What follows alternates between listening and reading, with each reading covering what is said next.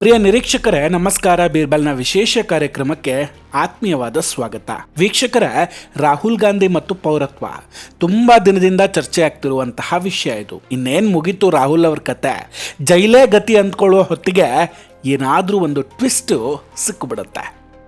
ಎಂತಹ ವಿಚಿತ್ರ ಅಂದರೆ, ಕೋರ್ಟ್ ದಾಖಲೆಗಳನ್ನು ನೋಡಬೇಕು ಅನ್ನೋ ಹೊತ್ತಿಗೆ ಕೋರ್ಟ್ನಲ್ಲಿದ್ದ ಸಿಡಿಯಲ್ಲಿ ಫೈಲ್ಗಳೇ ಡಿಲೀಟ್ ಆಗಿಬಿಟ್ಟಿರುತ್ತೆ. ಅಲ್ಲ, ಮೈ ತುಂಬ ಕೇಸ್ಗಳನ್ನು ಇಟ್ಕೊಂಡು ಓಡಾಡ್ತಿರೋ ರಾಹುಲ್ ಗಾಂಧಿ ಅವರು ನ್ಯಾಯಾಲಯದ ಕಣ್ಣಿನಿಂದ ಪದೇ ಪದೇ ಹೀಗೆ ತಪ್ಪಿಸ್ಕೊಳ್ತಿರೋದು ಹೇಗೆ?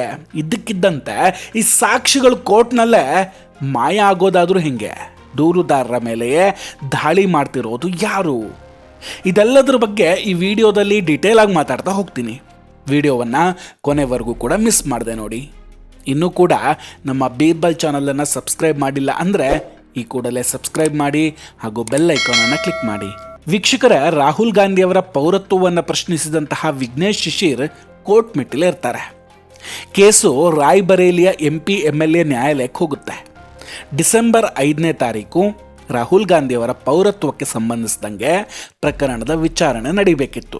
ಆದರೆ ಅವತ್ತು ವಿಘ್ನೇಶ್ ಶಿಶಿರ್ ಅವರು ಕೋರ್ಟ್ ಆವರಣಕ್ಕೆ ಎಂಟ್ರಿ ಆಗ್ತಿದ್ದಾಗೆ ಸುಮಾರು 200 ವಕೀಲರು ಏಕಾಏಕಿ ಅವರು ಮುಂದೆ ಬರ್ತಾರಂತೆ. ವಿಘ್ನೇಶ್ ಶಿಶಿರ್ ಅವರಿಗೆ ಅವತ್ತು ಸೆಕ್ಯೂರಿಟಿ ಕೂಡ ಇತ್ತು. ಆದರೆ ನ್ಯಾಯಾಲಯದ ಒಳಗೆ ಯಾರು ತಾನೇ ಏನು ಮಾಡ್ತಾರೆ? ಕೋರ್ಟ್ ಒಳಗೆಲ್ಲ ಭದ್ರತೆಯ ಅಗತ್ಯ ಇಲ್ಲ ಅಂತ ಕೆಲ ವಕೀಲರು ಅದಕ್ಕೆ ಆಕ್ಷೇಪವನ್ನು ವ್ಯಕ್ತಪಡಿಸಿದ್ರಂತೆ. ಸೊ ವಿಘ್ನೇಶ್ ಶಿಶಿರ್ ಅವರು ಕೋರ್ಟ್ಗೆ ಯಾವುದೇ ಸೆಕ್ಯೂರಿಟಿ ಇಲ್ಲದೆ ಹೋಗ್ತಾರೆ. ಅಷ್ಟರಲ್ಲಿ ಕಾಂಗ್ರೆಸ್ ಬೆಂಬಲಿತ ಸುಮಾರು 200 ವಕೀಲರು ನ್ಯಾಯಾಲಯದಲ್ಲಿ ದೊಡ್ಡ ಗಲಾಟೆಯನ್ನು ಆರಂಭಿಸ್ಬಿಡ್ತಾರಂತೆ. ಆ ಗಲಾಟೆ ಎಷ್ಟರ ಮಟ್ಟಿಗೆ ದೊಡ್ಡದಾಯಿತು ಅಂದರೆ ವಿಚಾರಣೆ ನಡೆಯೋ ಕೂಡ ಬಿಡಲಿಲ್ಲ. ಅದರ ಪರಿಣಾಮವಾಗಿ ಡಿಸೆಂಬರ್ 5ನೇ ತಾರೀಕು MP MLA ನ್ಯಾಯಾಲಯದ ವಿಶೇಷ ನ್ಯಾಯಾಧೀಶರು ನ್ಯಾಯಾಲಯದಿಂದ ಹಾಗೆ ಹೊರಟೋಗ್ತಾರೆ. ಅದಾದ ಮೇಲೆ ಕೋರ್ಟ್ ಮುಂದಿನ ವಿಚಾರಣೆಯನ್ನು ಡಿಸೆಂಬರ್ 12ನೇ ತಾರೀಕಿಗೆ ನಿಗದಿ ಮಾಡ್ತಾರೆ. ಡಿಸೆಂಬರ್ 12ನೇ ತಾರೀಕು ವಿಘ್ನೇಶ್ ಶಿಶಿರ್ ಅವರು ರಾಹುಲ್ ಗಾಂಧಿಯವರ ವಿದೇಶಿ ಕುಟುಂಬದ ಬಗ್ಗೆ ಒಂದಷ್ಟು ಪ್ರಶ್ನೆಗಳನ್ನು ಕೇಳೋದಕ್ಕೆ ರೆಡಿ ಮಾಡ್ಕೊಂಡಿದ್ರು. ರಾಹುಲ್ ಗಾಂಧಿಯವರಿಗೆ ವಿದೇಶದಲ್ಲಿ ಕುಟುಂಬ ಏನಾದರೂ ಇದೆಯಾ, ಇದೆ ಅಥವಾ ಇಲ್ಲ, ಈ ಬಗ್ಗೆ ರಾಹುಲ್ ಗಾಂಧಿ ಯಾಕೆ ಸಾರ್ವಜನಿಕವಾಗಿ ಬಾಯಿ ಬಿಡ್ತಿಲ್ಲ?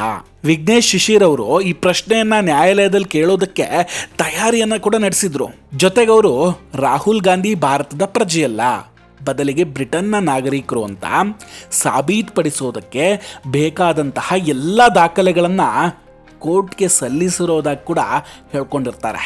ಎಲ್ರಿಗೂ ಗೊತ್ತೇ ಇದೆ ರಾಹುಲ್ ಗಾಂಧಿಯವ್ರ ಮೇಲೆ ಇರೋ ಆರೋಪ ಏನಂದರೆ, ರಾಹುಲ್ ಗಾಂಧಿಯವರು ಬ್ರಿಟಿಷ್ ಪೌರತ್ವವನ್ನು ಹೊಂದಿದ್ದಾರೆ ಮತ್ತು ಭಾರತದಲ್ಲಿ ನಕಲಿ ಪೌರತ್ವದ ಆಧಾರದ ಮೇಲೆ ಕಳೆದ 20 ವರ್ಷಗಳಿಂದ ಭಾರತೀಯ ಸಂಸತ್ನಲ್ಲಿ ಕೂತ್ಕೊಂಡಿದ್ದಾರೆ ಅನ್ನೋದು. ಆದರೆ ಡಿಸೆಂಬರ್ 12ರ ವಿಚಾರಣೆ ಕೂಡ ರದ್ದಾಗಿಬಿಡ್ತು. ಡಿಸೆಂಬರ್ 12ರ ವಿಚಾರಣೆ ದಿನ ರಾಯ್ಬರೇಲಿಯ MP MLA ನ್ಯಾಯಾಲಯದಲ್ಲಿ ವಿಚಾರಣೆ ನಡೆಯುತ್ತೆ ಅಂತ ಎಲ್ಲರೂ ಕಾಯ್ಕೊಂಡಿದ್ರು. ಆದರೆ ವಿಘ್ನೇಶ್ ಶಿಶಿರ್ ವಿಚಾರಣೆಗೆ ಹಾಜರಾಗೋಕ್ಕೆ ಸಾಧ್ಯವಾಗಲಿಲ್ಲ ಅನ್ನೋ ವಿಷಯ ನಂತರ ಗೊತ್ತಾಗುತ್ತೆ.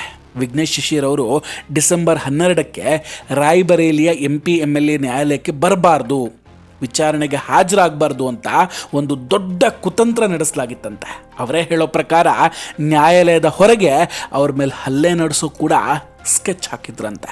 ನೋಡಿ, ವಿಘ್ನೇಶ್ ಶಿಶಿರ್ ಅವರು ಕಳೆದ ಹಲವು ವರ್ಷಗಳಿಂದ Delhi court, Bengaluru court, Allahabad high court ಮತ್ತು ರಾಯ್ಬರೇಲಿಯ ಪ್ರತಿಯೊಂದು ನ್ಯಾಯಾಲಯದಲ್ಲಿ ರಾಹುಲ್ ಗಾಂಧಿಯವರ ಪೌರತ್ವದ ವಿರುದ್ಧ ಹೋರಾಡ್ತಾನೆ ಇದ್ದಾರೆ. ಸೊ ಅವರನ್ನು ತಣ್ಣಗಾಗಿಸಿದ್ರೆ ಈ ಕೇಸು ಕ್ಲೋಸ್ ಆಗಿಬಿಡುತ್ತೆ. ಅದೇ ಆಲೋಚನೆಯಲ್ಲಿ ವಿಘ್ನೇಶ್ ಶಿಶಿರ್ ಅವರನ್ನು ತಡೆಯೋಕೆ ತುಂಬ ಪ್ರಯತ್ನಗಳು ನಡೀತವೆ. ಗುಪ್ತಚರ ಸಂಸ್ಥೆಗಳಿಗೆ ಈ ಪಿತೂರಿಯ ಬಗ್ಗೆ ಮಾಹಿತಿ ಕೂಡ ತಲುಪುತ್ತೆ. ಸೊ ವಿಘ್ನೇಶ್ ಶಿಶಿರ್ ಅವರು ತಮಗೆ ಅಪಾಯ ಇದೆ ಅಂತ ಗೊತ್ತಾಗಿ ಡಿಸೆಂಬರ್ 12ರ ರಾಯ್ಬರೇಲಿ ಭೇಟಿಯನ್ನು ರದ್ದು ಮಾಡ್ಕೊಳ್ತಾರೆ. ಬಳಿಕ ಕೇಸ್ ಲಕ್ನೋ ಪೀಠಕ್ಕೆ ವರ್ಗಾವಣೆ ಆಯಿತು. ರಾಯ್ಬರೇಲಿ ನ್ಯಾಯಾಲಯದಲ್ಲಿ ಭದ್ರತೆ ಒದಗಿಸೋದಕ್ಕೆ ಸಾಧ್ಯವಾಗದ ಕಾರಣಕ್ಕೆ ವಿಘ್ನೇಶ್ ಶಿಶಿರ್ ಅವರು ರಾಹುಲ್ ಗಾಂಧಿಯವರ ಪೌರತ್ವಕ್ಕೆ ಸಂಬಂಧಿಸಿದ ತಮ್ಮ ಅರ್ಜಿಯನ್ನು ಅಲಹಾಬಾದ್ ಹೈಕೋರ್ಟ್ನ ಲಕ್ನೋ ಪೀಠದಲ್ಲಿ ಸಲ್ಲಿಸ್ತಾರೆ. ರಾಹುಲ್ ಗಾಂಧಿ ಅವರ ಪೌರತ್ವವನ್ನು ಪ್ರಶ್ನಿಸುವಂತಹ ಮತ್ತೊಂದು ಅರ್ಜಿ ಸಹ ಅಲಹಾಬಾದ್ ಹೈಕೋರ್ಟ್ನ ಲಕ್ನೋ ಪೀಠದಲ್ಲಿ ಆಲ್ರೆಡಿ ಇತ್ತು. ಇದಕ್ಕೂ ಹಿಂದೆ ಆ ಪೀಠ ಗೃಹ ಸಚಿವಾಲಯಕ್ಕೆ ಬ್ರಿಟನ್ನಿಂದ ಎಲ್ಲ ಪುರಾವೆಗಳನ್ನು ತರಿಸ್ಕೊಡ್ಬೇಕು ನೀವು ಅಂತ ಆದೇಶ ಕೂಡ ಕೊಟ್ಟಿತ್ತು. ಈಗ MP MLA ರಾಯ್ಬರೇಲಿ ನ್ಯಾಯಾಲಯದಲ್ಲಿ ಸಲ್ಲಿಸಲಾದಂತಹ ಅರ್ಜಿಯೂ ಸಹ ಲಕ್ನೋ ಪೀಠಕ್ಕೆ ತಲುಪುತ್ತೆ. ಡಿಸೆಂಬರ್ 17ನೇ ತಾರೀಕು ಅಂದರೆ ಇವತ್ತು ಇದರ ವಿಚಾರಣೆ ನಡೆಯುವಂತಹ ಸಾಧ್ಯತೆ ಇದೆ. ಈ ವಿಡಿಯೋವನ್ನು ನೀವು ನೋಡುವಷ್ಟರಲ್ಲಿ ಇದರ ಅಪ್ಡೇಟ್ ಕೂಡ ಬಂದಿರಬಹುದು. ಸೀರಿಯಸ್ಲಿ ಇದೆಲ್ಲ ನೋಡ್ತಾ ಇದ್ರೆ ನಾವೆಲ್ಲಿದ್ದೀವಿ, ಯಾವ ಕಾಲದಲ್ಲಿದ್ದೀವಿ ಅನ್ನಿಸ್ತಾ ಇದೆ. ಒಬ್ಬ ರಾಜಕಾರಣಿಯ ಪೌರತ್ವವನ್ನು ಪ್ರಶ್ನಿಸಿ ಅರ್ಜಿ ಸಲ್ಲಿಸಿದ್ರೆ ಅವರಿಗೆ ಥ್ರೆಟ್ಗಳು ಬರುತ್ತೆ. ಕೋರ್ಟ್ಗೆ ತಲುಪೋದಕ್ಕೆ ಬಿಡೋದಿಲ್ಲ ಅವ್ರನ್ನ. ಇದೇನು ಫಸ್ಟ್ ಟೈಮ್ ಅಂತೂ ಅಲ್ಲ. ಇತ್ತೀಚೆಗೆ ಪುಣೆಯ ನ್ಯಾಯಾಲಯದಲ್ಲಿ ವೀರ್ ಸಾವರ್ಕರ್ ಅವರ ಮೊಮ್ಮಗ ರಾಹುಲ್ ವಿರುದ್ಧ ಮಾನನಷ್ಟ ಮೊಕದ್ದಮೆಯನ್ನು ಸಲ್ಲಿಸಿದ್ರು. ಪ್ರಕರಣದ ವಿಚಾರಣೆ ನಡೀತಾ ಇತ್ತು. ಆಗ ನ್ಯಾಯಾಲಯ ರಾಹುಲ್ ಗಾಂಧಿ ಅವರು ವೀರ್ ಸಾವರ್ಕರ್ ಅವ್ರ ಬಗ್ಗೆ ಏನು ಹೇಳಿಕೆ ನೀಡಿದ್ದಾರೆ ಅನ್ನೋ ವಿಡಿಯೋವನ್ನು ನೋಡೋದಕ್ಕೆ ಬಯಸ್ತಾರೆ. ಸೊ ಆಗ ದೂರುದಾರರು ನೀಡಿದಂತಹ CD ತೆಗೆದುಕೊಂಡು ಪ್ಲೇ ಮಾಡಿದ್ರೆ ಆ CD ಒಳಗೆ ಯಾವ ವಿಡಿಯೋ ಫೈಲ್ ಕೂಡ ಇರಲೇ ಇಲ್ಲ. ವಿಡಿಯೋ ಫೈಲೇ ನಾಪತ್ತೆ ಆಗಿಬಿಟ್ಟಿತ್ತು. ಅರ್ಜಿದಾರರು ನಾವು ವಿಡಿಯೋವನ್ನು ನ್ಯಾಯಾಲಯಕ್ಕೆ ಆಲ್ರೆಡಿ ನೀಡಿದ್ದೀವಿ ಅಂತ ಹೇಳ್ಕೊಂಡ್ರು ಕೂಡ ನ್ಯಾಯಾಧೀಶರು ವಿಡಿಯೋ ನೋಡದೆ ಪ್ರಕರಣದಲ್ಲಿ ಮುಂದುವರಿಯೋದಕ್ಕೆ ತಯಾರಿರಲಿಲ್ಲ. ಸೊ ಅಲ್ಲಿಯೂ ವಿಚಾರಣೆ ಮುಂದೋಗುತ್ತೆ. ಈ ಪ್ರಕರಣದಲ್ಲಿ ಒಟ್ಟಾರೆ 3 CDಗಳನ್ನು ನ್ಯಾಯಾಲಯದಲ್ಲಿ ಸಲ್ಲಿಸಲಾಗಿತ್ತು. ಒಂದು ಅರ್ಜಿದಾರರಿಗೆ, ಒಂದು ಪ್ರತಿವಾದಿಗಳಿಗೆ, ಮತ್ತೊಂದು ನ್ಯಾಯಾಲಯಕ್ಕೆ. ಈ 3 CDಗಳು ನ್ಯಾಯಾಲಯದಿಂದ ನಾಪತ್ತೆ ಆಗುತ್ತೆ. ಈ ಘಟನೆಗಳು ರಾಹುಲ್ ಗಾಂಧಿಯವರ ಬೆಂಬಲಿತ ವಕೀಲರ ಮೂಲಕ ನ್ಯಾಯಾಲಯಗಳಲ್ಲಿ ಒಂದು ವ್ಯವಸ್ಥಿತ ಪಿತೂರಿಯ ಅನ್ನೋ ಅನುಮಾನವನ್ನು ಮೂಡಿಸುತ್ತೆ. ಕಾಂಗ್ರೆಸ್ ಪಕ್ಷ ಈ ವಿಷಯವನ್ನು ಅನಗತ್ಯ ಪ್ರಕರಣ ಅಂತ ಹೇಳುತ್ತೆ. ನಿಜವಾಗ್ಲೂ ಅನಗತ್ಯ ಆಗಿದ್ದರೆ ರಾಯ್ಬರೇಲಿಯಲ್ಲಿ ಈ 200 ವಕೀಲರ ತಂಡ ವಿಘ್ನೇಶ್ ಶಿಶಿರ್ ಅವರನ್ನು ಯಾಕೆ ತಡಿತಾ ಇದ್ರು? ವಿಘ್ನೇಶ್ ಶಿಶಿರ್ ಅವರ ಪ್ರಾಣಕ್ಕೆ ಬೆದರಿಕೆ ಹಾಕ್ತಿರೋದು ಯಾರು? ಹಾಗಾದ್ರೆ ಯಾಕಾಗಿ ಹಾಕ್ತಿದ್ದಾರೆ ನೋಡಿ. ರಾಹುಲ್ ಪೌರತ್ವದ ಕೇಸ್ನಲ್ಲಿ ಇಡೀ ಕಾಂಗ್ರೆಸ್ ಪಕ್ಷವೇ ಈಗ ಸಿಕ್ಕಾಕೊಳ್ಳುತ್ತೆ. ಯಾಕಂದರೆ ಇದು ಕೇವಲ ರಾಹುಲ್ ಅವರ ವಿಷಯವಾಗಿ ಉಳಿದಿಲ್ಲ. ದೆಹಲಿಯ ರೌಸ್ ಅವೆನ್ಯೂ ನ್ಯಾಯಾಲಯದಲ್ಲಿ ಒಂದು ಅರ್ಜಿಯನ್ನು ಸಲ್ಲಿಸಲಾಗಿದ್ದು ಅಲ್ಲಿ ಸೋನಿಯಾ ಗಾಂಧಿಯವರ ಪೌರತ್ವವನ್ನು ಕೂಡ ಪ್ರಶ್ನೆ ಮಾಡಲಾಗಿದೆ. ಸೋನಿಯಾ ಗಾಂಧಿಯವರು 1980ರಲ್ಲಿ ಭಾರತಕ್ಕೆ ಮತದಾರರಾಗಿದ್ದರು.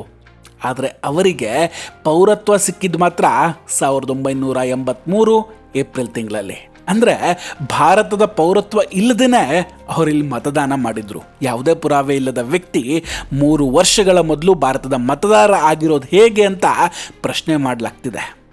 ಸದನದಲ್ಲಿ ಸ್ವತಃ ಗೃಹ ಮಂತ್ರಿ ಅಮಿತ್ ಶಾ ಅವರೇ ಸೋನಿಯಾ ಗಾಂಧಿಯವರ ವೋಟ್ ಚೋರಿ ಬಗ್ಗೆ ಮಾತನಾಡಿದ್ದು ಕೂಡ ನೋಡಿರ್ತೀರ. ಹೀಗಾಗಿ ತಾಯಿ ಸೋನಿಯಾ ಮತ್ತು ಮಗ ರಾಹುಲ್ ಇಬ್ಬರ ವಿರುದ್ಧವೂ ಪ್ರತ್ಯೇಕ ನ್ಯಾಯಾಲಯಗಳಲ್ಲಿ ಪೌರತ್ವದ ವಿಷಯದ ಬಗ್ಗೆ ಸವಾಲುಗಳನ್ನು ಎದುರಿಸ್ತಾ ಇದ್ದಾರೆ.